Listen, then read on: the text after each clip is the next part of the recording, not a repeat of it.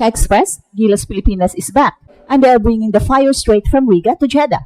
Driving, it just falls out of his hands, and Ramos has only got Brownlee ahead of him. He uses it perfectly, and Brownlee with the slam to finish it all off. Matapos gulatin ang buong mundo sa Olympic qualifying tournament, nang talunin ang world rank number 6 Latvia, ang ating national team ay handang-handa ng lumaban para sa ginto sa FIBA Asia Cup 2025. Sa ilalim ng sistema ni Coach Tim Cone, buo na ang 12-man core, at ito ang parehong grupo na nagpakita ng chemistry, grit at puso sa pinakamataas na FIBA stage. Ngayon, bagong laban, pero iisang misyon, ang kunin ang gold medal na matagal nang minimithi, at ang unang target, Chinese Taipei. Isang kupunang may naturalized big man at explosive scorers, pero haharap sa Gilas squad na mas buo, mas matibay at mas handa. Magsisimula ang kampanya ng Pilipinas sa Asia Cup ngayong August 6 at lahat ng mata ay nakatutok. Eto na ang Gilas, walang Kai Soto, pero puno ng armas, buo ang loob at gutom sa tagumpay. Simula na ang misyon, unang babagsak Chinese Taipei. Simula na ng kampanya ng Gilas Pilipinas sa FIBA Asia Cup 2025 at ang unang hadlang sa kanilang landas patungong ginto, Chinese Taipei. Isang team na matagal na ring karibal ng Pilipinas sa regional play, pero ngayon ay may bagong armas, isang naturalized player na legit 6'10". Siya ang ibabangga ng Taiwan kontra kay Justin Brownlee na muling mamumuno para sa Gilas. Sa height matchup, mas matangkad itong si Gajaga, pero pagdating sa international experience, clutch shooting at leadership, malayo ang lamang ni JB. Bukod pa dyan, mas pino na ang sistema ng Gilas, gumagana na ang triangle offense ni Coach Tim, at halatang mas galamay na ito ng buong team simula pa ng Olympic qualifying tournament. At hindi lang si Justin Brownlee ang threat, healthy na si AJ Edo, at ready siyang harapin ang frontcourt ng Taiwan. Matibay rin ang wings ng Pilipinas, may Dwight Ramos at Chris Newsome, parehong may depensa at shooting. At ngayon, may dagdag pa, Kevin Kimball, na noon ay halos hindi ginamit sa Olympic qualifying tournament pero ngayon ay handang-handa ng magpakawala ng all-around skill set. Ang Chinese Taipei naman ay umaasa sa Hinton Brothers, parehong wing-type scorers na may explosiveness at shooting touch.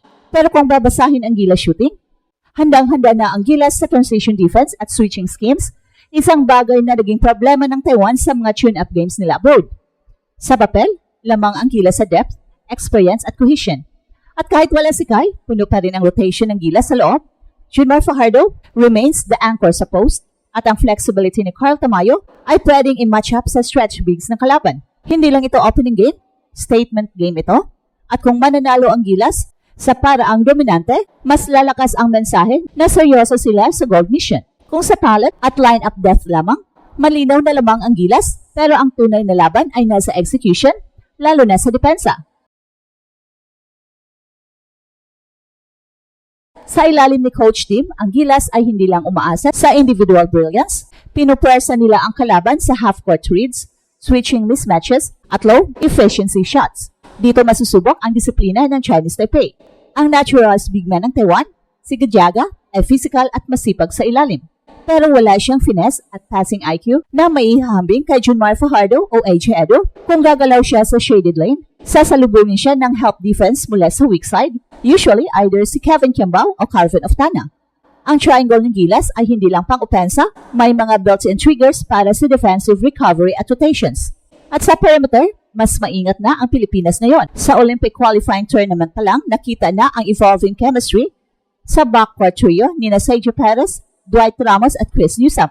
Malaking bagay ito kontra sa Hinton Brothers ng Taiwan na parehong kilala sa quick pull-ups at isolation sets. Kung makokontrol ng Gilas ang tempo at malimit ang open looks ng Hinton Brothers, mapipilitan ang Chinese Taipei na umasa sa low post options nila kung saan mas may advantage ang Gilas. Sa transition game naman, key player si Carl Tamayo, hindi man explosive scorer, pero sa kanyang length, vision at timing, siya ang secret weapon ni Coach Tim para sa fast secondary breaks, especially kapag na-foul trouble, sina Gajaga at ang Hinton Brothers. Si Carl Tamayo ang pwedeng sumalo ng hybrid big role kapag naglabas ng small lineup ang Chinese Taipei. Isa sa mga silent factors, rebounds and second chance points, Gilas has the edge here with Junmar Fajardo, AJ Edo, Kevin Kimball and even Justin Brownlee crashing the boards.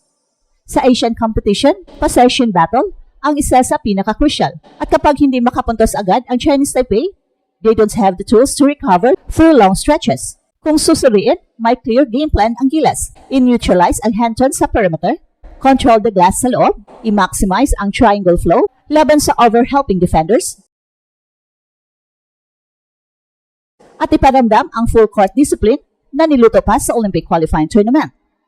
At kung ma-execute nila ito, walang duda, unang babagsak ang Chinese Taipei.